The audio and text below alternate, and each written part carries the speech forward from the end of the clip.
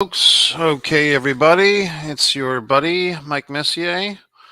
I'm about to go live here with this wonderful review. I guess we are live, and I was hoping that our friends here we go.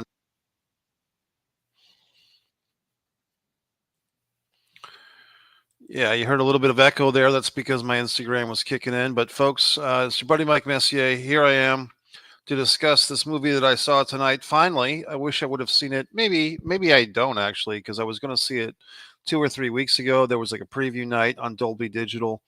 This movie might have been a little bit better on a big Dolby Digital screen. I saw this movie tonight on a fairly decent movie theater screen, AMC theater. Nothing wrong with the theater. Nothing wrong with the auditorium, as I like to say. Um, but I guess I didn't like this movie as much as I thought I would. For those of you that are thinking of seeing it, I mean I think once again it might just be me. I see so many movies that my standards kind of go in and out, I guess. And I've seen a lot of movies that type of this movie kind of had the same type of feel for it. I think this is kind of a light movie, if it's a date night or if you just don't want to think too much. And I mean, look, Scarlett Johansson obviously is a nice face. We've been watching her for many years now. I was remembering, I think the first big thing I can remember her doing was that movie with Bill Murray that Sophia Coppola directed. I think I'm trying to remember the title of that one, but that was like 1999 or 2002. I mean, she's been around for a while and she still looks great. She still does great stuff. And our buddy there, I always get his name mixed up. I want to say Tatum Channing or Channing Tating or Channing Tatum. I kind of feel like his name would be better the other way around. Like Tatum Channing sounds like a name to me. Like Channing, your name is Channing. I mean, okay, it's your name, no offense, but Channing Tatum. I just like Tatum Channing better. Anyway, he's in this thing. He's the brooding guy. She's the vivacious woman. And what's this all about, Mike? What's this movie about? It's kind of historical fiction. It's something based on true events, but kind of in a swervy, we do our own thing type of way. The filmmakers are making up their own history. And look, for many years that I've known, at least 15 years or so, there's been this conspiracy theory going around that the whole moon landing was staged and it didn't really happen. Man never really landed on the moon. That the moon landing was actually filmed at a soundstage. People have been saying that for a long time. It's a conspiracy theory. I think part of that conspiracy theory is some people think that Stanley Kubrick, directed the moon landing, like what we saw as it saw. Man, I'm having a hard time speaking today. I went to the dentist a few days ago, and I think they might have screwed me up. So now I can't pronounce words properly, which upsets me.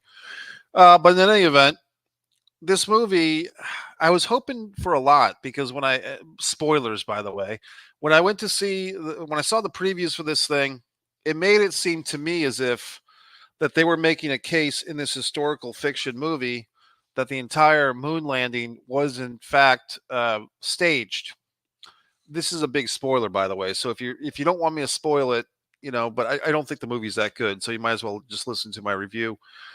But in this movie, it's not that the moon landing that we all or people saw on television at the time was staged.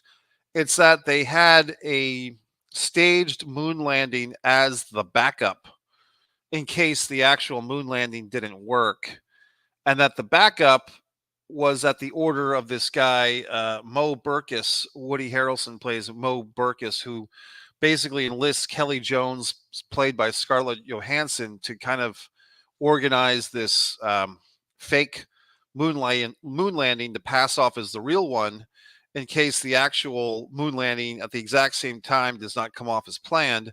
Meanwhile, our buddy there, the strapping Channing Tatum or Tatum Chanting, Cole Davis is the launch director. That's his character.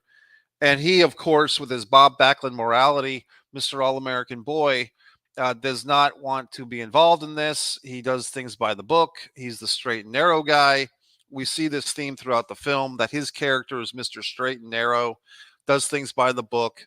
He should have been an astronaut himself, but he was kind of screwed out of it because he has a fib in his heart, as Ray Romano's Henry Small's character informs us with some nice exposition dialogue and a little quiet moment with Kelly Jones. And of course, Kelly Jones is the female character who's vivacious, and she's got this face that launches 1,000 ships. And, Scarlett Johansson does look like a woman that could have been present in 1969. She does have like a face and a figure that looks appropriate to that era of time, which is nice. Uh, and her good looks are a big portion of her character development in this film, which is fine, I guess. But basically, she has a past. She's the pretty girl with the horrid history of doing sordid things, as we find out. She's used different names. She's been involved in crimes. Her mother killed a guy uh, and went to prison when young Kelly Jones was 16 years old. So she's been a con artist and a scammer ever since. And she's been the bad girl with the good face, basically. So, we kind of find out about these characters. The very, I don't know. It just felt like, to me, this movie just jumped into a whole lot of cliches at different times. And it also had, and I do like the rah rah USA, Nassau, wave the flag movies. There was a movie last summer about the first Latino gentleman, or the first Mexican American to go into space. That movie I thought was really good. It was based on true events, true history of a guy. This movie, I feel like where they lost me, if you're ready for this, I feel like this movie tried to be subversive and, vanilla milk toast at the same time. And when I say that, it's because basically, instead of just saying, like, I thought the movie was going to be about, hey, the whole moon landing was a fraud. This is what really happened in this, alternate history. Like, basically, I thought this movie was going to play into the conspiracy theory that we're setting up a fake moon landing. And that's what we all saw. And this movie would be like in the, hypothetical version of events where the moon landing was fake and they had a director, you know, uh, create something that wasn't really happening, etc. I think that's the braver choice. What this movie tried to do was try to split the middle, and that what they're saying in this film is, well, there was a staged moon landing, but it was only staged at the request of this one individual, Mo Burkus, on behalf of whoever. And we really didn't see the staged event because the actual moon landing was broadcast live. And so it's kind of like, well, why is this movie of any significance, or why is this story of any significance if it never happened? And like, once again, subversively, they're trying to tell you that it did happen. And if there's any significance to this film, it would be under another conspiracy, what they call predictive programming, where basically you kind of leak ideas into the general consciousness to get people ready to assume that these things could happen. And they do. And people say that things like Close Encounters of the Third Kind was kind of predictive programming, or other alien movies, or movies like Outbreak, where they talk about a virus. There's this other theory, call it conspiracy or not, that sometimes we get these little hints of things that are about to come. And the Simpsons cartoon, you've probably heard if you're on YouTube like I am, the Simpsons has all these things of President Trump, and now there's one with Lisa Simpson became the president, and she's wearing the same blue outfit and white pearls as Kamala Harris does these days. So predictive programming, whether it's coincidental or whether it's a real thing, that's something you can look into. So I wonder if this movie was trying to assert itself as a predictive programming thing. But if it was all under this very vanilla white toast blanket of a mediocre film, in my opinion. And I really did want to see this film, but it just really felt like when I was watching it, like this is just an excuse to have, Scarlett Johansson in tight dresses and strapping Tatum Channing, whatever the hell his name is, brooding. Their romantic thing, I think, is also, I let us see her face a little bit. I think the romantic thing is supposed to carry this film. Will they or won't they? That same old trite shit that we always see. Will these two people hook up? Will they fall in love? Whatever. And when they initially meet by chance in a diner, Obviously the sparks are flying, quite literally, because there's a little fire at the table. And the character of Cole Davis that Channing Tatum plays, he makes a big plea. You're the most beautiful woman I've ever seen in a very long time. Like he makes this whole play to her, and then he runs out. So it's kind of like, is this guy scared of girls, or is he a widower? Like, what's wrong with this dude? I mean, this woman just offered to buy him a drink, and then he leaves the diner, and then he comes back in and he says something like, I'd like nothing more than to sit here and talk to you all night. Well, why don't you, asshole? I mean, why are you running away? You know what I mean? So I don't know if it was fully explained and I just missed it. But then when she suddenly shows up at work the next day, where she works at Nassau as well as him in Cocoa Beach, Florida, it was nice to see Florida in the movie. But suddenly he treats her like shit for a good portion of the movie. He explains, as they're on this kind of pseudo date, that when he told her how gorgeous she was, just admiring her looks, that was when he thought she was a stranger. But now that they work together, it's a different story. Okay.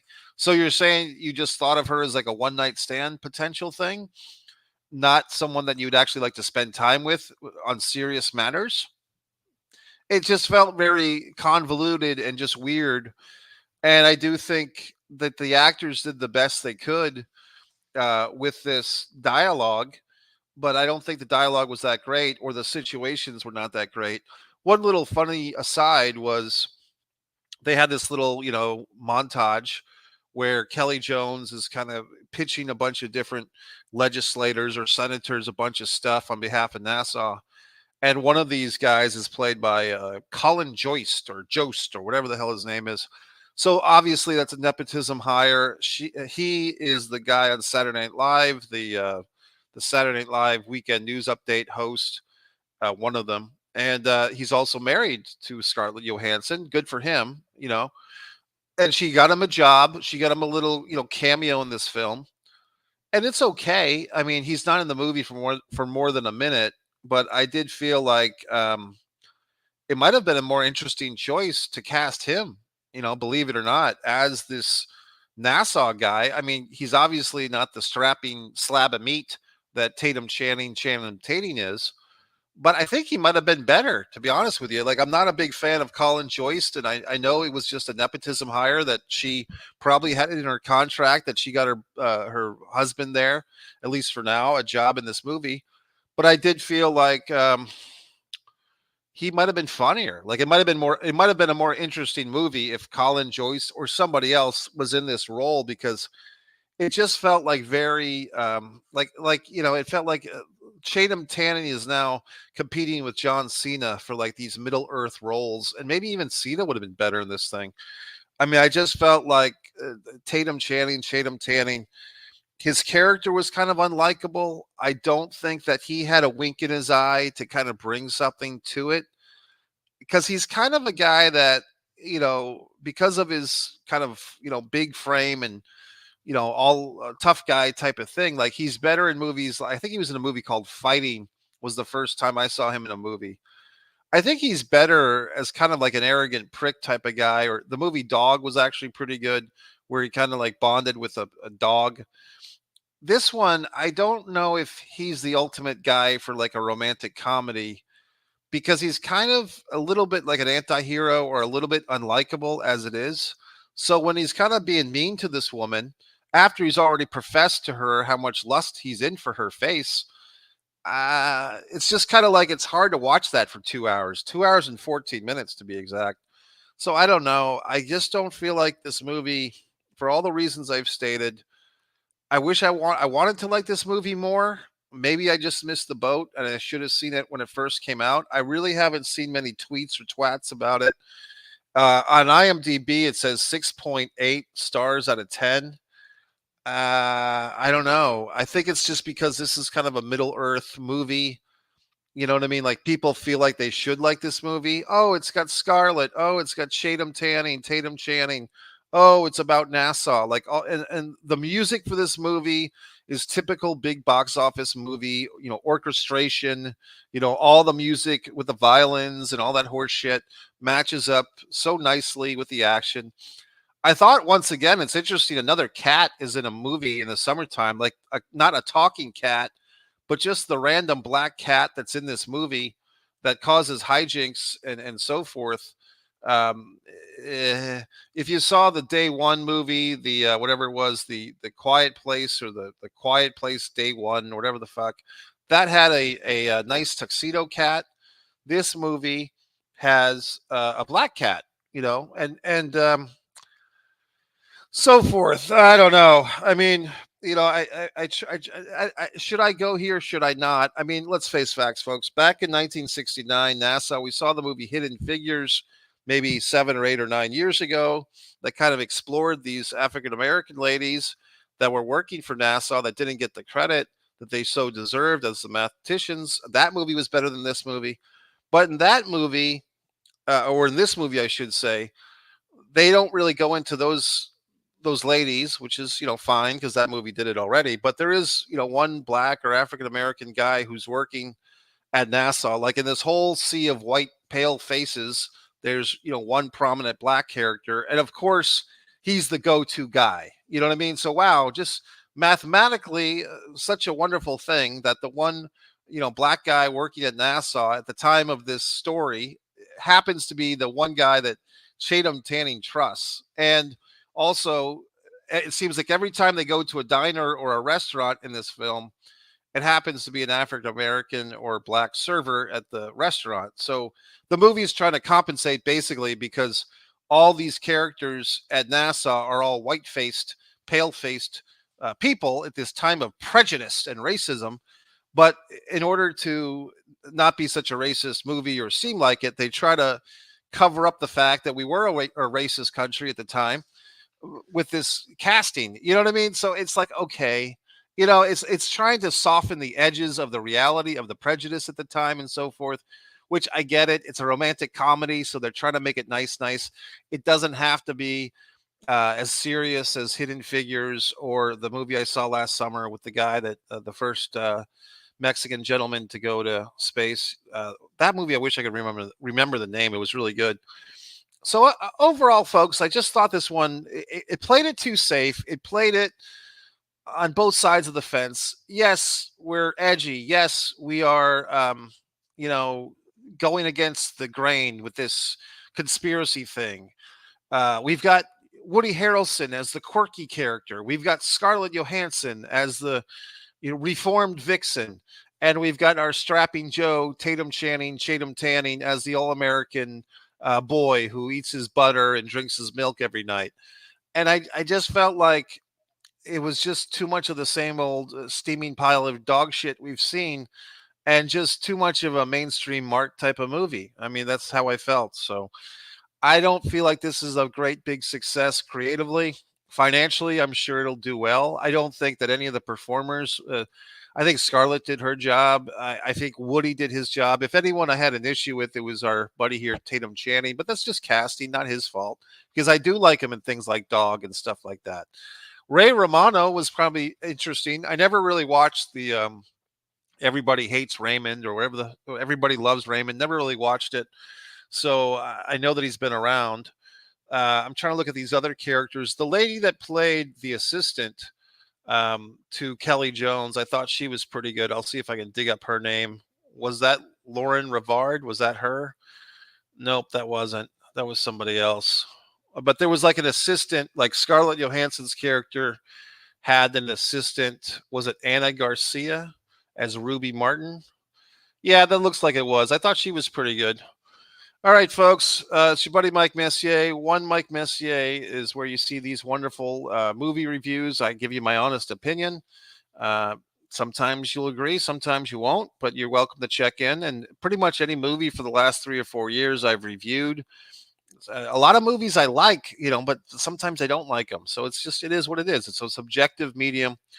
If you want to see my films, if you want to grade my films and tear me apart, if Tatum Channing's out there, he wants to see how well I do with movie making, you can go to One Man in a Camera Films, the numeral 1 Man in a Camera Films, one pro wrestling and sports fan for the wrestling fans, the sports fans, and one artist, Mike Messier. So this is Mike Messier, MikeMessier.com for all my social media stuff.